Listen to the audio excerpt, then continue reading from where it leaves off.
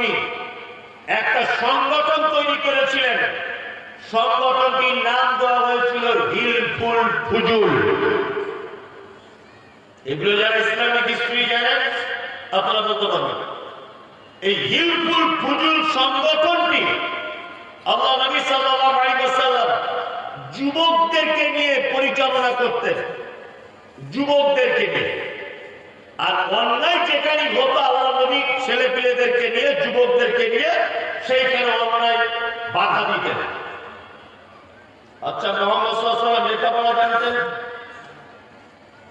আক্ষরিক জ্ঞান ছিল না তো? এরই মাঝখানে আল্লাহ নবী সাল্লাল্লাহু আলাইহি ওয়াসাল্লাম মক্কা থেকে 3.5 কিলোমিটার দূরে জাবালে নূর বলে একটি পাহাড়, সেই জাবালে নূর পাহাড়ে আল্লাহ ধ্যান করতেন। একদা জিবরিল আমিন এলেন, আল্লাহ নবীকে বলছেন ইকরা। আল্লাহ নবী বলছেন আমি পড়তে জানি না। জিবরিল আমিন আল্লাহ নবীকে সিনার সঙ্গে চাপ দিয়ে ধরলেন, ধরে বললেন ইকরা, পড়তে জানি না। আবার জোরে চাপ দিলেন, ইকরা, পড়ুন। মুহাম্মদ সাল্লাল্লাহু আলাইহি ওয়াসাল্লাম 3 নম্বরে বললেন ইকরা বিসমি রাব্বিকাল্লাযী খলাক, খলাকাল ইনসানা মিন আলাক। 5টি আয়াত অবতীর্ণ হলো। আচ্ছা, এবার আপনাদেরকে আমি বলছি কোরআনের 5টি প্রথম আয়াত অবতীর্ণ হলো কোথায়? গারে হিরাতে। মক্কায় কটা পাপ, বড় পাপ বলেছি? 4টা। কটা? 4। মদ হারাম, ব্যভিচার বেশি ছিল, মদ ছিল, সুদ ছিল, আর গোত্তরীয় ঝামেলা ছিল। আল্লাহ সুবহানাহু ওয়া তাআলা মুহাম্মদ সাল্লাল্লাহু আলাইহি ওয়াসাল্লামকে গারে হিরাতে ডেকে নিয়ে গিয়ে বলছেন, আপনি জাতিকে পরিত্রাণের জন্য, একটা অন্ধকারে ডুবে যাওয়া জাতিকে আলোর দিকে টানার জন্য, একটা অপরাধে লিপ্ত জাতিকে অপরাধ মুক্ত করতে আপনি যে সংগঠনের মাধ্যমে সংগ্রাম চালিয়ে যাচ্ছেন, আপনি তো লেখাপড়া জানেন না। আপনি তো লেখাপড়া জানেন না। প্রথমে আপনি লেখাপড়া জানুন, জ্ঞান অর্জন করুন, পড়াশোনা করুন, তারপর একটা জাতিকে পরিবর্তন করার চেষ্টা করবেন, তার আগে নয়। আল্লাহ তো ইচ্ছা করলে আয়াত অবতীর্ণ করতে পারতেন আজকে থেকে মদ হারাম, তিনি আয়াত অবতীর্ণ করতে পারতেন আজকে থেকে ব্যভিচার হারাম, তিনি আয়াত অবতীর্ণ করতে পারতেন গোত্তরীয় ঝামেলা হারাম, তিনি আয়াত অবতীর্ণ করতে পারতেন সুদ হারাম। সমস্ত কিছু আয়াতকে বাদ দিয়ে তিনি মুহাম্মদ সাল্লাল্লাহু আলাইহি ওয়াসাল্লামকে বলছেন ইকরা, আপনি আগে পড়াশোনা করুন। আপনি যে অসভ্য মানুষদেরকে সভ্য করতে চাইছেন, আগে আপনি পড়াশোনা করুন, তারপর পারবেন এটা, তার আগে পারবেন না। তার মানে এই ঘটনা থেকে বোঝা যায় একটা জাতিকে পরিবর্তন করতে গেলে সর্বপ্রথম হাতিয়ার হিসেবে কাজে লাগাতে হবে শিক্ষা। 2, তারপরে কাজে লাগাতে হবে যুবকদেরকে। মুহাম্মদ সাল্লাল্লাহু আলাইহি ওয়াসাল্লাম অন্ধকারে ডুবে যাওয়া মানুষদেরকে আলোর দিকে আনার জন্য তাদের নিয়ে সংগঠন করেছিলেন, যুবকদেরকে নিয়ে। আজকে মাদ্রাসা, মসজিদ, মক্তব, ঈদগাহ, জলসা, এই সমস্ত জায়গাতে আমাদের যুবকদেরকে ঝাঁপিয়ে পড়তে হবে। তাছাড়া ইসলামকে বর্তমানে টিকিয়ে রাখা বড় মুশকিল, বড় কঠিন। তবে এই বক্তব্য দিলে বয়স্ক মানুষরা রাগ করবে। বয়স্ক মানুষরা ভাববে তাহলে আমাদের মনে কোনো দাম নাই। এই শুনে একটা কথা, 60 বছর বয়স হয়ে গেলে সরকারি চাকরি আর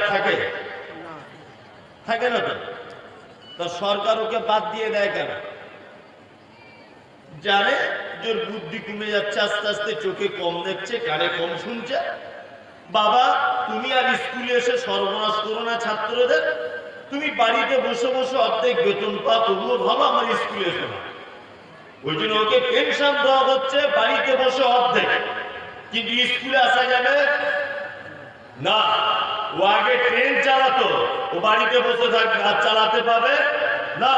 ও সরকারি বাস চালাতো, ও আর চালাতে পাবে না। তার মানে 60 বছর বয়স হয়ে গেলে উপর মহলের বুদ্ধিজীবীরা সমীক্ষা করে দেখছে যে ওই লোকটার বুদ্ধি কমে যাচ্ছে, ওর রাগ বেড়ে যাচ্ছে, হঠাৎ পিকআপ নিয়ে নিচ্ছে, চোখে কম দেখছে, চশমা ব্যবহার করতে হচ্ছে, স্মৃতিশক্তি লোপ পাচ্ছে, এই জন্য লোকটাকে বসিয়ে দেওয়া হয়। 60 বছর বয়স তুমি বসো, মুসলিম সমাজ উন্নতি হবে কি করে? এই লোকটা যখন রিটায়ার করে বাড়িতে চলে এলো, 50 বছর, 60 বছর, 70 বছর বয়স, যে মাদ্রাসা, মসজিদ, ঈদগাহ এই সমস্ত জায়গায় সেক্রেটারি কমিটি হচ্ছে, তখন কমিটিতে প্রস্তাব করা হচ্ছে 75 বছরের একজন মাস্টার মশাইয়ের নাম। ভালো করে বুঝবেন, 75 বছর কোন একজন রিটায়ার্ড স্কুলের মাস্টার বা অন্য কোন ডিপার্টমেন্টের একজন চাকরিজীবীর নাম। তখন সবাই বলছে হ্যাঁ এই লোকটাই হোক, শিক্ষিত মানুষ। আমি বলতে চাইছি ওই লোকটা এখন বয়স 75, ও তো নিজেই ভালো করে চলতে পারছে না, দায়িত্ব কাঁধে নিয়ে কি করবে? কি করবে দায়িত্ব কাঁধে নিয়ে? মুহাম্মদ সাল্লাল্লাহু আলাইহি ওয়াসাল্লাম যে পদ্ধতি বলে দিয়ে গেছেন যে একটা জাতিকে যদি তোমরা পরিবর্তন করতে চাও, সর্বপ্রথম হাতিয়ার হিসেবে যুবকদেরকে ব্যবহার করো। যুবকদের বিপ্লবের কারণে একটা জাতির পরিবর্তন আসতে পারে। আপনারা দেখতে পেলেন না কিছুদিন আগে বাংলাদেশে এক স্বৈরাচারী সরকার আলেম ওলামাদের উপর কি অত্যাচার, নির্মম ভাবে মারছিল। আল্লামা দেলোয়ার হোসেন সাঈদীকে মারল, বিভিন্ন আলেম ওলামাদেরকে আইনে ঘরের ভিতরে ঢুকিয়ে মারল, বড় বড় আলেমদেরকে কোটি কোটি টাকা মামলা, মিথ্যা মামলায় ফাঁসিয়ে দিল, কত আলেম ওলামাদেরকে জেলখানাতে বন্দী করে রাখলো। ওই দেশে এই জালেম সরকার পালাতে বাধ্য হয়েছে যুবক ছেলেদের কঠিন সংগ্রামের মাধ্যমে। যুবক যদি আগে আসে, তারা একটা জাতির পরিবর্তন করা কি সম্ভব। এদেরকে আগিয়ে আনলে 2-3টে জিনিসের উপকার। আপনাদের গ্রামে, আপনাদের এলাকায় মাঝে মধ্যে ফুটবল টুর্নামেন্ট হয়, খেলা টেলা হয়, আচ্ছা এইগুলো দেয় কারা? বুড়োরা, কারা? যুবকেরা। আর আমার কলকাতাতে দেখেছি ফুটবল টুর্নামেন্ট যখন হয়, দুটো মেয়ে ভাড়া করা থাকে, হাফ প্যান্ট পরে থাকে, একটা করে গোল হয় আর ঝুমঝুমি বাজিয়ে নাচে। কি বললাম বুঝলেন? গ্রামে ফাংশন হচ্ছে, গ্রামে ডিজে বাজিয়ে পিকনিক হচ্ছে, এগুলো করে কারা? বুড়োরা না ইয়াংরা? ইয়াংরা। আপনাকে গ্রামে টার্গেট করতে হবে যে কোন যুবক ছেলেগুলো এই কাজে লিপ্ত, যারা গ্রামে খেলা দিচ্ছে, ঢোল বাজাচ্ছে, এরা কারা? এরকম 10 জন ছেলেকে আপনারা লিস্ট করুন। লিস্ট করে মসজিদ, মাদ্রাসা কমিটি, ঈদগাহ কমিটি যখন হবে, ওই 10 জনকে দায়িত্ব দিয়ে দিতে হবে। কি বলছি বুঝতে পারছেন? তার মানে ন্যাংটো মেয়েদের এনে ফুটবলের মাঠে নাচানো, এই কাজে যদি কেউ যুক্ত থাকে, আমি বলবো তাকে যদি মাদ্রাসা, মসজিদ, মক্তবের দায়িত্ব দিয়ে দেওয়া হয়, ও লজ্জাকে ওখানে যাবে না। ইস, আমি মসজিদের দায়িত্বে আছি, আমি আরো কাজে নেই বাবা, আগে যা করেছি করেছি, এটা বলবে কি বলবে না? বলো। ওই জন্য যুবকদেরকে আগে আসতে হবে। 2, শিক্ষা। শিক্ষা ছাড়া কোন জাতির পরিবর্তন আসতে পারে না। এই দেখুন পবিত্র আল কোরআন এবং হাদিসের শিক্ষার গুরুত্ব কতটা। আচ্ছা বলুন তো দেখি, কুকুর বাড়িতে লালন পালন করা বৈধ না অবৈধ? অবৈধ। হ্যাঁ, অবৈধ। আল্লাহর নবী কি বলেছেন? আল্লাহর নবী বলেছেন কেউ যদি বাড়িতে ইচ্ছা করে কুকুর যদি লালন পালন করে, ইচ্ছা করে, তাহলে প্রত্যেক দিন সকালবেলা তার আমলনামা থেকে 2টো উহুদ পাহাড়ের সমান নেকি মাইনাস করে দেওয়া হবে। প্রতিদিন 2টো উহুদ পাহাড়ের নেকি কি করা হবে? মাইনাস। যাদের বাড়িতে এরকম কুকুর টুকুর আছে, ঝাঁটা মেরে কাল সকালে বিদায় করুন। নাম্বার 2, আল্লাহ নবী সাল্লাল্লাহু আলাইহি ওয়াসাল্লাম বলছেন যে কুকুর তার মালিকের মুরগি কোনটা ওটা চেনে, আর বাইরের মুরগি ওটা চেনে। ঘরের লোককে দেখলে ডাকে না, পরের লোককে দেখলে ডাকে, মালিকের মুরগি দেখলে ধরতে যায় না। অন্যজনের মুরগি দেখলে ধরতে যায়, মালিকের ছাগল দেখলে কামড়াতে যায় না, অন্যজনের ছাগল দেখলে কামড়াতে যায়। এক কথাতে যে মালিক তার কুকুরকে ট্রেনিং দিয়েছে, শিক্ষা দিয়েছে, এটা আমার ছাগল ধরবি না, এটা আমার গরু ধরবি না, এটা আমার পোতা কামড়াবি না, এটা আমার মুরগি ধরবি না, এই ট্রেনিং যে কুকুরকে দিয়েছে তার মালিক, আল্লাহ নবী সাল্লাল্লাহু আলাইহি ওয়াসাল্লাম বলছেন ওই কুকুর তার মালিক তার বাড়িতে কাজে ব্যবহার করতে পারে। তোমার ধানের জমি, তোমার আমের বাগান, তোমার পোল্ট্রির ফার্ম, তোমার ছাগলের ফার্ম, গরুর গোয়াল ঘর, তোমার বাড়ির সিকিউরিটিতে ওই প্রশিক্ষণ প্রাপ্ত ট্রেনিংওয়ালা শিক্ষিত কুকুরকে ব্যবহার করতে পারবে, কোনো সমস্যা নেই। মুহাম্মদ সাল্লাল্লাহু আলাইহি ওয়াসাল্লাম মানুষ তো দূরের কথা, শিক্ষিত কুকুরকে পর্যন্ত সম্মানের চেয়ারে বসিয়েছেন, শিক্ষিত কুকুরকে পর্যন্ত সম্মানের চেয়ার দিয়েছেন। কি বলছে বুঝতে পারছেন তো? মানুষ শিক্ষিত অশিক্ষিত এটা তো অনেক দূরের কথা।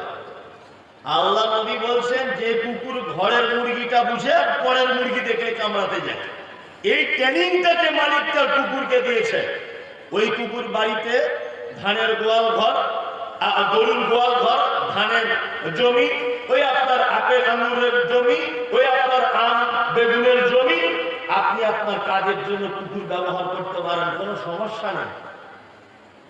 কি বুঝলেন? মানে শিক্ষিত কুকুরকে পর্যন্ত মুহাম্মদ সাল্লাল্লাহু আলাইহি ওয়াসাল্লাম পারমিশন দিচ্ছেন। ইসলাম শিক্ষার গুরুত্ব কতটা বুঝতে পারছেন তো? হ্যাঁ, আমরা দিই শিক্ষিত মানুষদের মর্যাদা দিন। আজকে অশিক্ষিত মানুষদের ভিড়ে শিক্ষিত মানুষদের খুঁজে পাওয়া যায় না।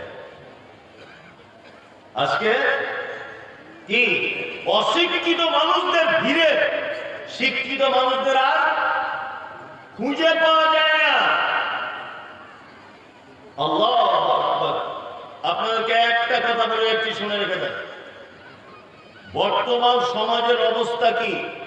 শিক্ষিত মানুষকে মূল্যায়ন না করার কারণে আমাদের কত ক্ষতি হচ্ছে, এই জায়গাগুলো আপনাদেরকে ধরিয়ে দিচ্ছি। দেখুন, আমি মমতাজুল ইসলাম পচা মূর্খ,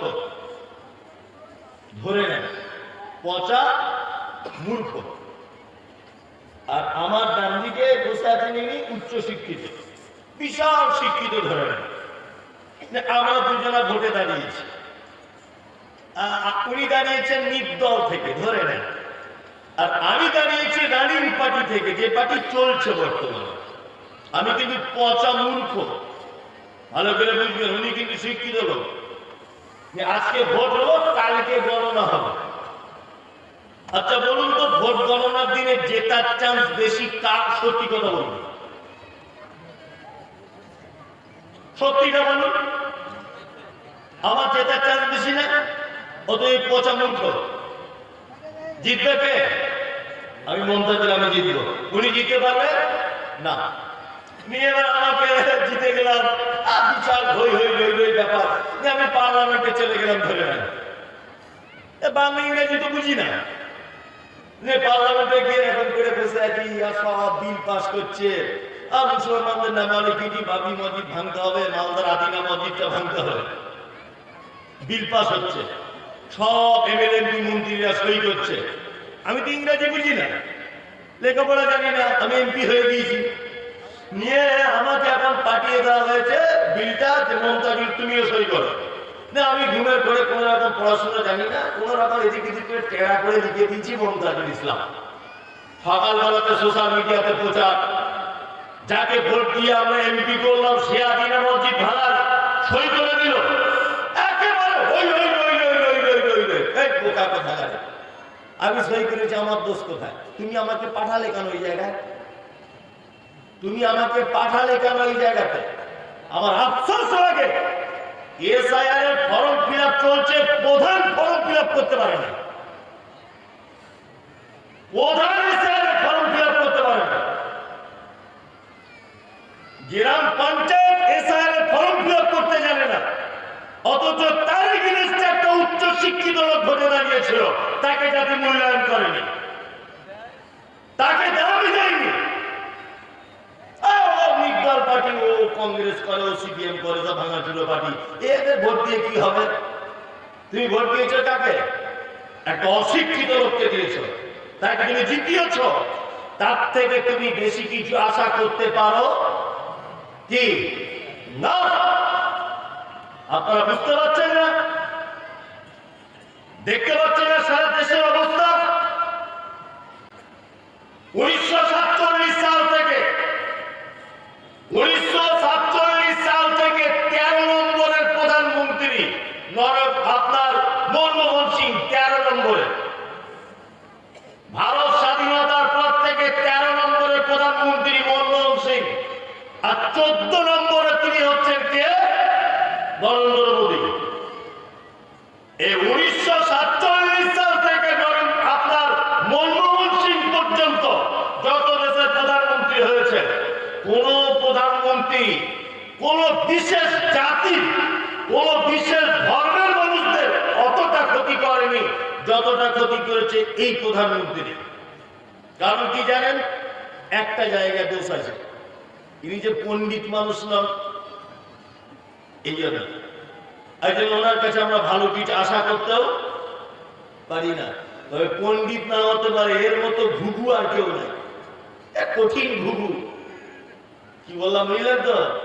মানে যত ব্রিটিশদের পরে পরে যদি ভারতবর্ষে কেউ বুদ্ধি ধরে, তাই প্রধানমন্ত্রী। এত বুদ্ধি, যেখানে যাচ্ছে শুধু হিন্দু আর মুসলমান, হিন্দু আর মুসলমান। কারণ কি বলেন তো? সে জানে 180 বছরের ক্ষমতা ব্রিটিশদের। এই হিন্দু মুসলিম এরা যৌথভাবে আন্দোলন করে, সংগ্রাম করে ব্রিটিশদেরকে দেশ ছাড়া করে স্বাধীনতা লাভ করেছে। এরা হিন্দু মুসলিম যৌথ আন্দোলনে।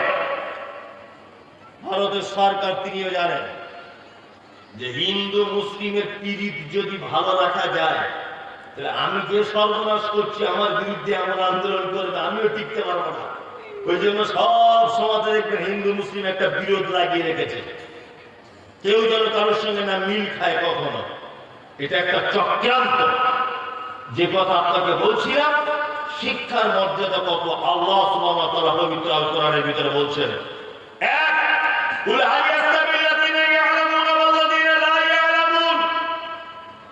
আল্লাহ তাআলা বলেন যারা জানে আর যারা জানে না, এরা দুজন কি সমান? কখনোই সমান হতে পারে না। আল্লাহ অন্যত্রে বলছেন কুল হাল ইয়াস্তাবিল আ'মা ওয়াল বাসীর ওয়াজ যুলুমাত ওয়ান নূর। যারা জানে তারা চোখওয়ালা লোকের মতো, যারা জানে না তারা অন্ধ লোকের মতো। কে বলছেন এটা? কে বলছেন? আল্লাহ। তাহলে যে শিক্ষিত সে চোখওয়ালা লোক, আর যে অশিক্ষিত সে অন্ধ লোক। কে বলছেন এটা? আল্লাহ। এইখানে আর একটা কথা বলে দিতে হবে, না তো মানুষ বুঝতে পারবে না। যদি বলছেন মমতাজুল সাহেব আপনি উঠে থেকে শিক্ষা শিক্ষা শিক্ষা শিক্ষা করছেন, কোন শিক্ষায় শিক্ষিত হব সেটা আগে বলুন। সেটা আগে বলুন, কোন শিক্ষায় শিক্ষিত হব। আর আল্লাহ কোন শিক্ষার কারণে অন্ধ বলছে আপনাকে এবার বলি। মুহাম্মদ সাল্লাল্লাহু আলাইহি ওয়াসাল্লাম তিনি বলেছেন, তালাবুল ইলমি ফারিজাতুন আলা কুল্লি মুসলিম। প্রতিটা মুসলিম নরনারীর জন্য দ্বীনের জ্ঞান অর্জন করা কি ফরজ। এটা ফরজ করেছেন কে? মুহাম্মদ সাল্লাল্লাহু আলাইহি ওয়াসাল্লাম। তিনি ফরজ করেছেন দ্বীনের জ্ঞান অর্জন করতে হবে, দ্বীনের জ্ঞান। এখন আমাদেরকে এটাও জানতে হবে যে ফরজ কতটুকু। আমরা জানি মাদ্রাসায় পড়তে হবে, 12-13 বছর থাকতে হবে, মাথাতে পাগড়ি নিতে হবে, হাতে একটা লাঠি নিতে হবে, তবে মনে হয় ফরজ আদায় হবে। এটা আমরা সাধারণ জ্ঞানে বুঝেছি, তাই না? কিন্তু আমি আপনাদেরকে এতটুকু কথা বলবো, দ্বীনের জ্ঞান অর্জন করা ফরজ।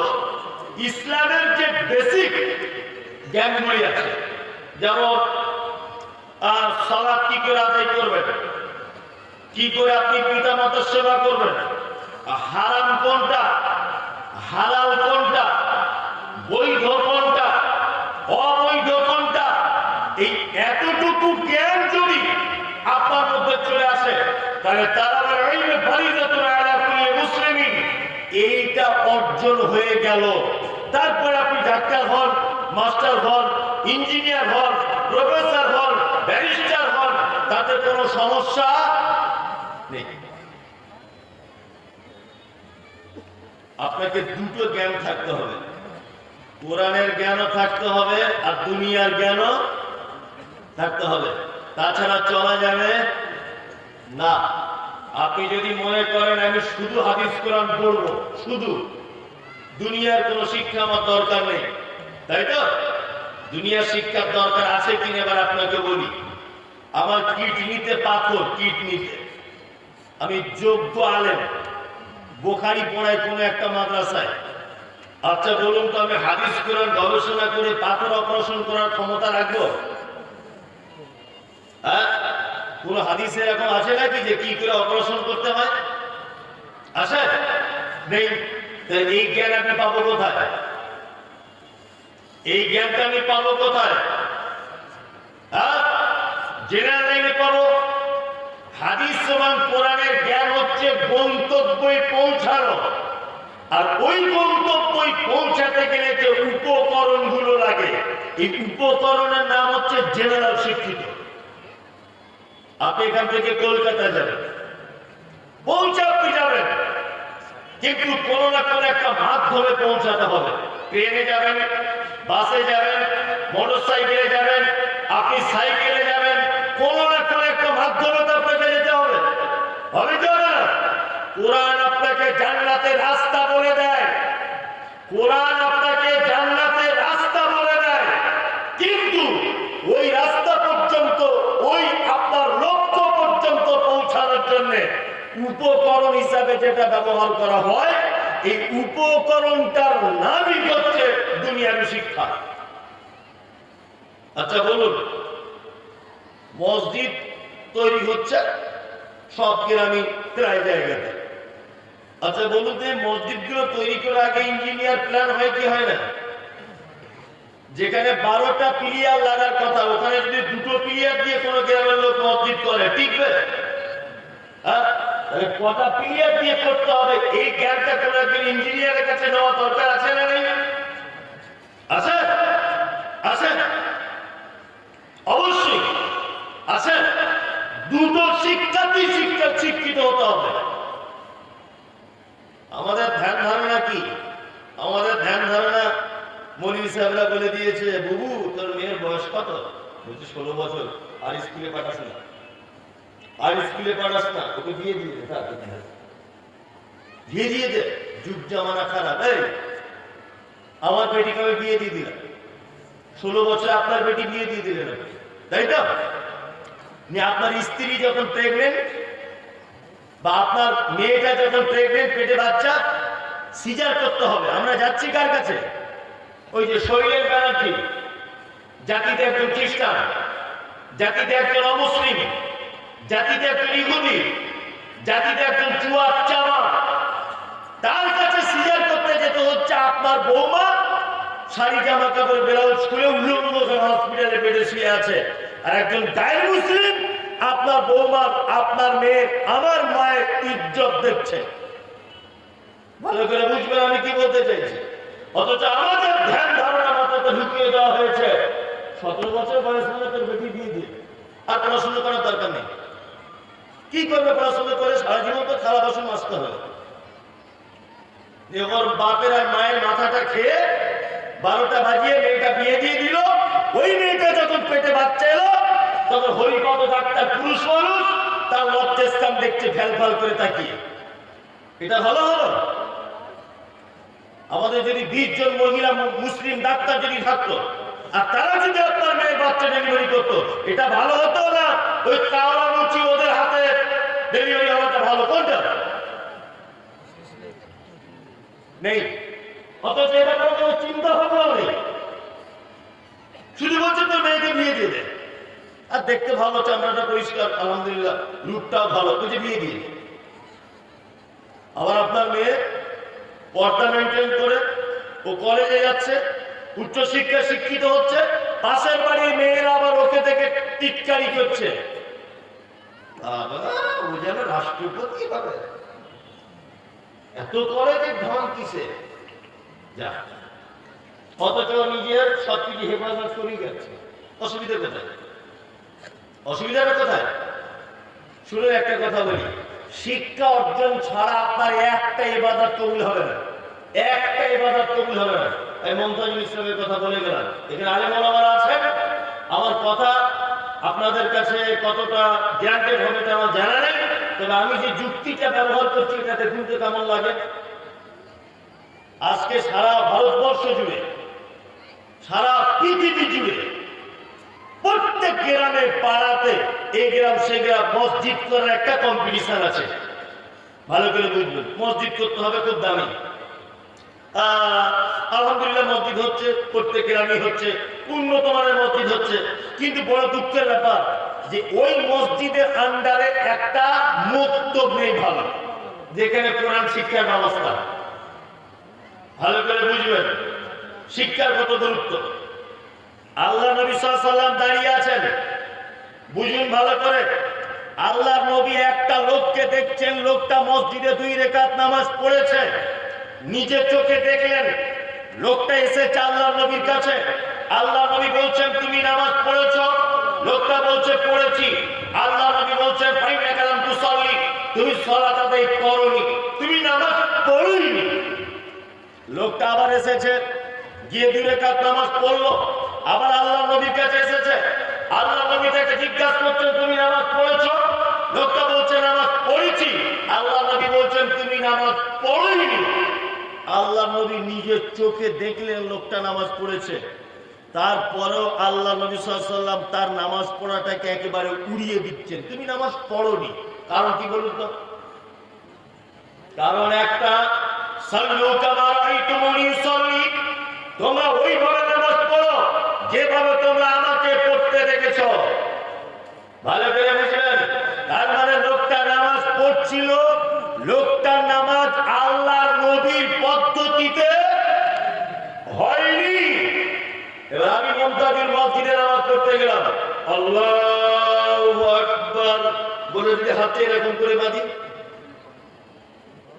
হবে না? কেন হবে না? কেন হবে না? কেন? আল্লাহ নবীর পদ্ধতি নয়। তার মানে নামাজ পড়ার আগে নামাজ পড়ার শিক্ষাটা আগে গ্রহণ করতে হবে, কি পদ্ধতিতে পড়তে হয়। 5 লাখ টাকা খরচা করেছি, মৌলী সাহেব দোয়া করবেন একটু হজে যাও। যাও, প্রতি বছরে যাও, হজে যাও, তোমার কে মানা করেছে? আচ্ছা বলুন, হজ করতে যাওয়ার আগে হজের সমস্ত পদ্ধতিটা আগে জানার দরকার আছে না নেই? বিনা পদ্ধতিতে দিয়ে যদি ওখানে পরে হজ কবুল হবে? হবে না তো। বিনা পদ্ধতিতে কেউ যদি নামাজ পড়ে তার নামাজ কবুল হবে? হবে না তো। যেখানে যে দোয়া বলার দরকার সেই দোয়া সেখানে বলে না বললে নামাজ হবে? হবে না। তার মানে নামাজ একটা বড় ইবাদত, কিন্তু ওই ইবাদতের উপকরণ দোয়া দরুদ পদ্ধতি, এই শিক্ষা যদি আপনার ভিতরে না থাকে তার মানে আপনার নামাজ পড়ার কোনো লাভ হলো না। চাচা দেখছি এইখানে একেবারে আলুর মতো ফুলে গেছে, কালো হয়ে। ভালো করে বুঝলেন? চাচা কত বছর নামাজ পড়ছো? বাপ বলছে 60 বছর হবে মনি সাহেব। 50 বছর হবে, আমার 70 বছর বয়স, আমার 20 বছর থেকে ধরেছি। বাপ একটু সূরা ফাতিহাটা বলো না। বলছে ব্যাটারটা জানি না। আচ্ছা আচ্ছা আচ্ছা আচ্ছা মামা আত্মাইয়াতটা জানো? বলছে বাপ ওটা তো জিভ ধরে না। বায়দ বাণীটা জানো? ওটা জানি না, ওটা জানি না। লোকটা বললো জানি না। আপনি দেখুন লোকটা কি বললো, জানি না। আল্লাহু আকবার। রুকুতে গিয়েও ঠোঁট লাগছে, সেজদাতে গিয়েও লাগছে, তাশাহুদে বসেও দেখি ঠোঁট নাড়ছে। বলছি চাচা তুমি দোয়া জানো না, তা কি বলো? ঠোঁট নাড়িয়ে নাড়িয়ে, মানে আর এক চিটা। কি বুঝতে পারছেন না? ও দোয়া জানে না, স্বীকার করেছে, আবার ওখানে গিয়ে আবার ঠিক জায়গায় জায়গায় ঠোঁটও লাগছে। তো বলে কি? ও বলে কি? তুমি যে 50 বছর নামাজ পড়েছো, দোয়া দরুদ কিছু জানো না, তোমার একদিনের নামাজ কবুল হয়েছে কিনা একবার ভালো করে দেখবে দূরবীন নিয়ে। তার মানে মসজিদে ঢোকার আগে নামাজ পড়ার পদ্ধতির জ্ঞান অর্জন করতে হবে। 5 লাখ টাকা খরচা করে হজ করতে যাওয়ার আগে হজের যে কি পদ্ধতি আছে এই জ্ঞানটা আগে অর্জন করতে হবে, তারপর হজ কবুল হবে। তার আগে নয়। তার মানে একটা না যারা মানুষের জন্য জান্নাতে যাওয়া পর্যন্ত কঠিন, খুব কঠিন জান্নাতে যাওয়া। না যারা মানুষের জন্য জান্নাতে যাওয়া কি কঠিন। আপনাকে আমি বলছি, দুটো শিক্ষাতে শিক্ষিত হতে হবে, মাদ্রাসাতে পড়তে হবে, অন্তত পক্ষে 3-4 জমাত 5 জমাত পর্যন্ত পড়তে হবে, মিনিমাম মেশকাত পর্যন্ত আপনার ছেলেকে দেন। তা যদি না করেন, ইসলামের বেসিক জ্ঞানের জন্য তাকে হাদিস এবং কোরআনের বাংলা অনুবাদগুলো কিনে দেন, ও জ্ঞান অর্জন করুন। যদি দুনিয়াবি জ্ঞান নিয়ে শুধু পড়ে থাকে তাহলে ও বেঈমান হয়ে কবরে যাবে। আর 2, শুধু যদি আখিরাতের জ্ঞান নিয়ে পড়ে থাকে তাহলে দুনিয়াতে আরো চলতে পারবে না। বর্তমান 2025 বিজ্ঞানের যুগে চলা বড় কঠিন। যদি আপনার ছেলে শুধু স্কুলে শিক্ষায় শিক্ষিত হয়, হাদিস কোরআন যদি বাদ দিয়ে দেয়, কত বড় বিপদ আপনার। এটা আপনি একবার দেখুন। কোরআন বলছে ওর নাম ঈসা, কোরআন বলছে ওর নাম ঈসা, স্কুলে পড়ানো হচ্ছে ওর নাম যিশু, কোরআনে বলা হচ্ছে ওর মায়ের নাম মারিয়াম, স্কুলে একটা বাচ্চাকে পড়ানো হচ্ছে ওর মায়ের নাম মেরি, কোরআন বলছে ওর জন্ম হয়েছে বাইতুল্লাহাম, স্কুলে পড়ানো হচ্ছে ওর জন্ম হয়েছে বেথলেহেম বলে একটা জায়গায়। তাহলে এবার বলুন, কোরআনের সঙ্গে স্কুলের এই শিক্ষার আসমান জমিন সংঘর্ষ আছে না নেই? আছে না নেই? আমার বক্তব্য হচ্ছে যে আপনার বেটা যেমন জানবে যে ওর নাম যিশু, আপনার বেটা তেমন জানা ফরজ ওর নাম ঈসা। আপনার বেটা যেমন জানবে ওর মায়ের নাম মেরি, আপনার বেটাকে তেমন জানতে হবে ওর মায়ের নাম মারিয়াম। তাহলে দুটো শিক্ষায় বজায় থাকবে। কোরআন বলছে ফাইন্না খালাকনাকুম মিন তুরাবিন, মানুষকে তৈরি করা হয়েছে মাটি থেকে। কি থেকে তৈরি করা হয়েছে? আপনারা বিশ্বাস করেন যে মাটি থেকে মানুষকে বানানো হয়েছে? করেন তো? স্কুলে কি পড়ানো হয় বলুন? বানর থেকে। এক কথা, বিবর্তনের ফলে মানুষ। ওই জন্য ডাক্তার বাবুদের চেম্বারে দেখবেন একটা ক্যালেন্ডার থাকে, ছবি দেওয়া থাকে, এরকম একদিন এরকম করে আছে, আর একদিন একটু এরকম করে, আর একদিন এরকম করে, আর একজন গড়িয়ালের মতো, আর একজন হাত বানর, তারপরে একটু ফুল বানর, তারপরে দেখবেন একটা মানুষ আধা ন্যাংটক, তারপরে ফুল মানুষ। দেখেছেন এগুলো? এই ক্যালেন্ডার গুলো দেখেছেন? তার মানে এইটা দেখিয়ে ছাত্রদেরকে শিশু মনে ভাবিয়ে তোলা হয় যে মানুষ আগে এরকম ছিল, তারপরে আস্তে আস্তে বাড়লো, বিবর্তন হয়ে তারপরে গড়িয়াল হলো, ওখান থেকে এই প্রাণীটা হলো, তারপরে ফুল বানর, তারপরে মানুষ। আজ থেকে 200 বছর আগে চার্লস ডারউইন এই থিওরি দিয়ে গিয়েছিলেন। আচ্ছা বলুন, আপনার বেটা যদি চার্লস ডারউইনের এই থিওরিটা স্কুলে পড়ে, আর কোরআনের এইটা যদি তার নলেজ না থাকে যে মানুষকে মাটি থেকে তৈরি করা হয়েছে, তাহলে ওর আর ইমান থাকবে বলে মনে হয়? হবে? থাকবে? থাকবে না। আমার কিন্তু এখন 2025 সালে একটু ইচ্ছা হয়, চার্লস ডারউইন যদি বেঁচে থাকতেন, আমি একটু ওনার সঙ্গে দেখা করতাম, যে আপনি এত বড় মিথ্যা কথা কি করে লিখতে পারলেন, আর এই তথ্য দিলেন কি করে? আর আমি সব থেকে বড় আশ্চর্য হই যে আজ থেকে প্রায় 200 বছর আগেকার এই থিওরিটা 25 সালে পর্যন্ত পড়ানো হচ্ছে। এটা একটা অবাক করার ব্যাপার যে এইটা এখনো পর্যন্ত পড়ানো হয়। উনি বলছেন যে বানর থেকে মানুষ হয়েছে। আমার বাড়িতে একটা দেশি গরু আছে, ভালো করে বুঝবেন। দেশি গরুতে 1-1.5 কেজি দুধ হয়। তা আমার স্ত্রী, মেয়েদের বুদ্ধি যা হয়, আমার স্ত্রী বলছে, মনীষা আপনার ওই আপনার মেয়ে আর আপনার ছেলে, আপনার মেয়ে আর আপনার ছেলে, এরা দুজনেই খেতে খেতে খেতে খেতে সব দুধ শেষ হয়ে যায়। কি বলছি বুঝতে পারছেন? তা একটা এ কিনলে হয় না যে গরু বেশি,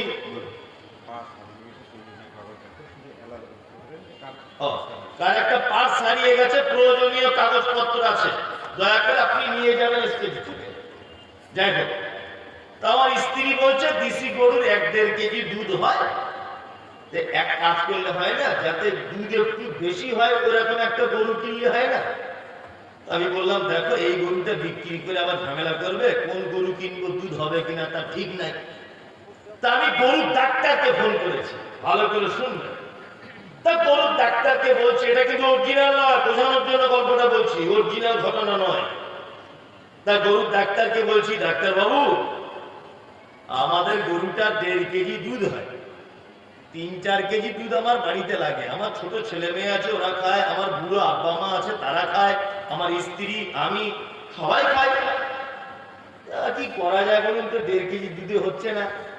তখন ডাক্তার আমাকে বলছে এর পরবর্তী সময় যখন গরুটা বাচ্চা জন্ম দেওয়ার উপযুক্ত হবে তখন ওকে একটা জার্সি গরুর ইনজেকশন পুশ করে দেবো, জার্সি গরুর বাছুর হবে। আচ্ছা বলুন তো এটা হওয়া সম্ভব না অসম্ভব? সম্ভব। গরুর পেট থেকে জার্সি গরুর বাছুর পাওয়া সম্ভব না অসম্ভব? সম্ভব। জার্সি গরুর বাছুর হয়েছে। আমার স্ত্রী দেখে বলছি সাংঘাতিক ব্যাপার তো, দেশি গরুর পেট থেকে জার্সি গরুর বাছুর। হ্যাঁ, আমার মেয়েটা খুব কাঁদছে, আব্বু আমার একটা হরিণের বাচ্চা এনে দাও না, একটু খেলবো। আমার স্ত্রী ফোন করে বলছে হাগো আমাদের গরুর পেট থেকে হরিণের বাচ্চা হবে না, ডাক্তারকে বলো না একটা ইঞ্জেকশন দিয়ে দিতে।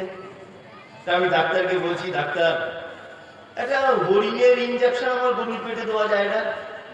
আচ্ছা বলুন তো ডাক্তার যদি ইঞ্জেকশন দেয় কি আমাদের আগের দিন পর্যন্ত গরুর পেট থেকে হরিণ পাওয়া সম্ভব? সম্ভব? সম্ভব। গরুর পেটের থেকে অস্ট্রেলিয়ান গরু হওয়া সম্ভব, গরুর পেট থেকে আমেরিকার বাচ্চা পাওয়া সম্ভব, গরুর পেট থেকে ভিয়েতনামি গরু হওয়া সম্ভব, দেশি গরুর পেট থেকে জার্সি গরুর বাছুর পাওয়া সম্ভব, কিন্তু গরুর পেট থেকে হরিণ বাঘ শ্রীগাল পাওয়া সম্ভব নয়। বানর একটা আলাদা প্রাণী, ওর থেকে বিবর্তন হয়ে মানুষ হয় কি করে?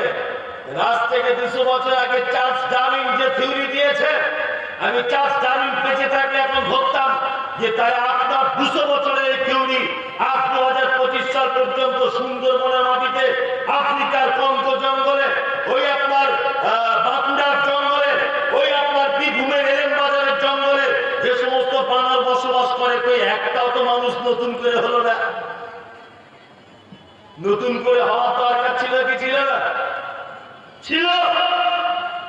তার মানে একটা ভুয়ো তথ্য, তার মানে বিজ্ঞানের সঙ্গে কোরআনের সংঘর্ষ রয়েছে, আছে না নেই?